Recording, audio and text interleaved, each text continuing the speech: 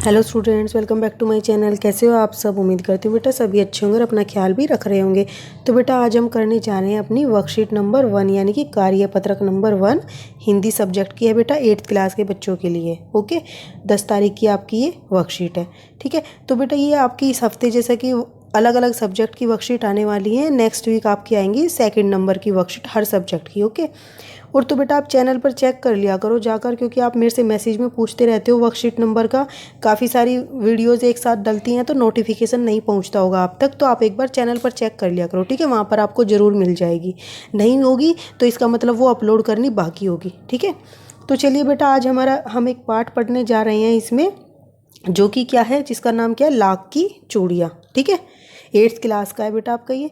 बच्चों, इस कार्यपत्रक के माध्यम से हम अपनी हिंदी की पाठ्य पुस्तक वसंत के दूसरे पाठ, ठीक है, जिसका नाम क्या है, लाख की चूड़ियों के बारे में कुछ जानने और समझने का अभ्यास करेंगे। यह एक कहानी है जिसका मुख्य पात्र कौन है? बदलू। ठीक है, बदलू चूड़ी बनाने का कार्य करता था। लेखक ने बदलू के कार्यों का बड़े ही ध्यान से अवलोकन किया। अवलोकन मतलब कि जांच पड़ताल की या उसको देखा। ठीक है, ऑब्जर्व किया। फिर तभी तो उन्होंने बदलू के काम करने के तरीके को नीचे लिखे पाठ के अंश में अच्छी तरह से बताया है। तो वो ध्यान से देखता था, इसलिए उसने उस पर एक कहानी लिखी। तो बच्चों, कहानी की शुरुआत कुछ यूं होती है। तो वो कहानी कैसे शुरू होती है? सारे गांव में बदलू मुझे सबसे अच्छा आदमी लगता था, क्योंकि वह मुझे सुंदर सुंदर लाख की गोलियां बनाकर देता था। ठीक है, तो लाख की बेटा लाख एक पदार्थ होता है जिसकी क्या बनती है? चूड़ियाँ बनती हैं। तो उसी की वो उसको गोलियां बनाकर देता था रंग बिरंगी।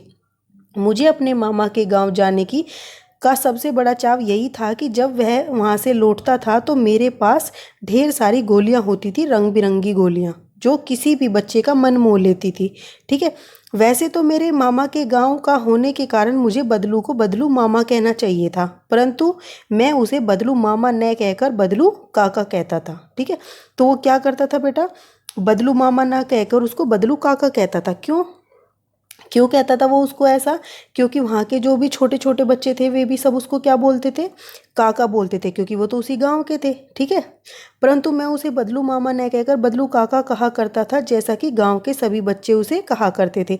बदलू का मकान कुछ ऊंचे पर बना था। मकान के सामने बड़ा सा सहन था। ठीक है, तो सहन क्या था बेटा? एक दीवार कह लो तुम, चाहिए आगे से घिरा हुआ था। ठीक है, थोड़ा सा आगे खुला था और उसको घेर रखा था चारों तरफ से, जिसमें एक पुराना नीम का वृक्ष लगा था। उसी के नीचे बैठकर बदलू अपना काम किया करता था। ठीक है, बगल में भट्टी दहकती रहती जिसमें वह लाख को पिघलाया करता। तो उसमें वो क्या करता था? लाख को पिघलाता था। सामने एक लकड़ी की चौखट पड़ी रहती जिस पर लाख के मुलायम होने पर वह उसे सलाख के समान पतला करके चूड़ियों का आकार देता था। तो पहले क्या करते थे बेटा? लाख को पिघलाते थे, फिर उसको थोड़ा सा ठंडा करके उसको फिर आकार देते थे। जैसे मिट्टी के मतलब कि बर्तन बनते हैं, वो बनते तो क्या होता है, पहले वो मिट्टी के बर्तन बनते हैं, फिर उनको थोड़ा सा सुखाया जाता है, फिर उनको अच्छे से आकार दिया जाता है थप थपा कर। ठीक है, उसी तरीके से ये बदलू करता था। फिर क्या करता था वो? जिस पर पास में 4-6 विभिन्न आकार की बेलनुमा मुंगेरियां रखी रहती थी। तो उसने बेटा वो उनको आकार तो दिया सलाख के समान, फिर उसने उसको क्या किया? अलग अलग तरीके के आकार देने के लिए मुंगेरियाँ रखी थी उसके पास 4-6। ठीक है, जो क्या करती थी, जो आगे से कुछ पतली होती थी और पीछे से कुछ मोटी होती थी। लाख की चूड़ियों को आकार देकर वह उन्हें मुंगेरियों पर चढ़ाकर गोल तथा चिकना बनाता था। तो मुंगेरी का बेटा प्रयोग क्यों होता है? वो कुछ इस तरीके का होता है। ठीक है, तो वो उससे उसे आकार देता था गोल, ताकि वो गोल शेप में आ जाए। ठीक है, और इस तरीके से चिकनी भी बनाता था उनको। तब एक एक करके पूरे हाथ की चूड़ियाँ बना चुकने के पश्चात वह उन पर रंग करता, फिर उन पर रंग करता था वो। तो यहाँ पर आप देखो, दिख रहा होगा डायग्राम में, ये कौन है? बदलू है, पेड़ के नीचे बैठा है, और ये मुंगेरिया है जिस पर वो क्या कर रहा है? इनको आकार दे रहा है, अलग अलग चूड़ियाँ बना रहा है। ठीक है, अब नीचे बेटा कुछ शब्द दिए गए हैं नए, जिनको आप जानो। लाख क्या होता है? एक प्रकार का प्राकृतिक गोंद होता है। ठीक है, जिसको पिघाल कर क्या बनाई जाती है? लाख की चूड़ियाँ।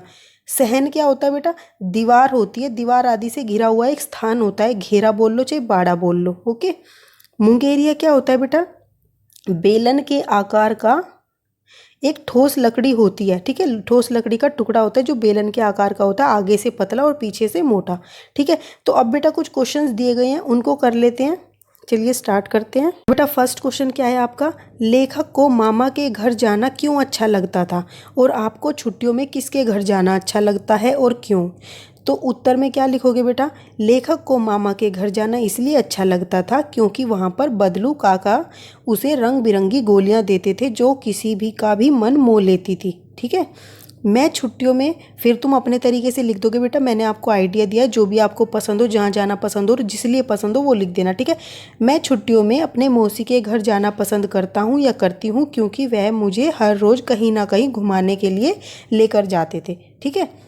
ऐसे कुछ भी लिख देना। फिर सेकंड क्वेश्चन क्या है बेटा कि प्रस्तुत पाठ में लाख से बनने वाली चूड़ियों का जिक्र किया गया है, क्या आप कुछ अन्य पदार्थों के नाम बता सकते हैं जिससे चूड़ियाँ बनती हैं।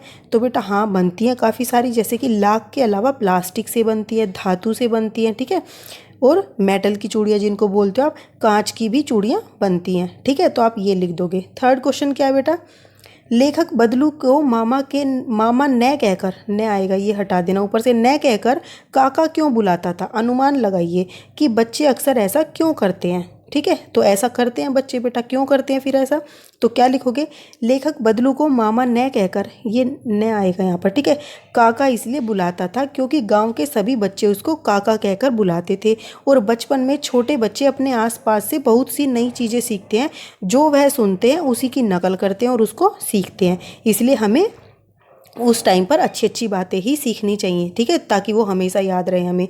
फिर फोर्थ क्वेश्चन क्या है बेटा, क्या आपने किसी को घर में बदलू की तरह कोई सामान बनाते हुए देखा है ध्यान से, उसके बारे में अपने शब्दों में लिखिए। तो आप क्या लिखोगे, हाँ मैंने अपने तरीके से लिख देना, जो भी आपकी फैमिली में कोई नई चीज़ें बनाता हो बेटा, मैं आपको कुछ आइडिया दे रहा हूँ कि आपके कैसे लिखना है, ठीक है। हाँ मैंने अपनी दादी को ऊन से वस्त्र बनाते हुए देखा है और मेरी दादी घर पर अलग अलग तरीके के अचार भी डालती है, जैसे आम व नींबू का अचार आदि।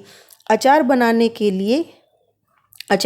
के लिए वह पहले उसको अच्छे से धोकर काटने के बाद सुखाती है, फिर कई प्रकार के मसालों का प्रयोग करके वह अचार बनाती है और समय समय पर वह उसमें तेल भी डालती रहती है ताकि वह खराब ना हो। तो इस तरीके से बेटा और भी कुछ चीज़ बनाते हो आपके घर में कोई भी, तो आप वो लिख देना, ठीक है। ये आपके आज के कुछ क्वेश्चंस थे। उम्मीद करती हूँ बेटा आपको ये पढ़कर मजे आए होंगे, समझ भी आया होगा। तो इस वीडियो में इतना ही, अपना नेक्स्ट टॉपिक हम अपनी नेक्स्ट वीडियो में करेंगे। तब तक के लिए ऐसे ही हंसते रहिए, मुस्कुराते रहिए, पढ़ते रहिए और आगे बढ़ते रहिए। Thank you.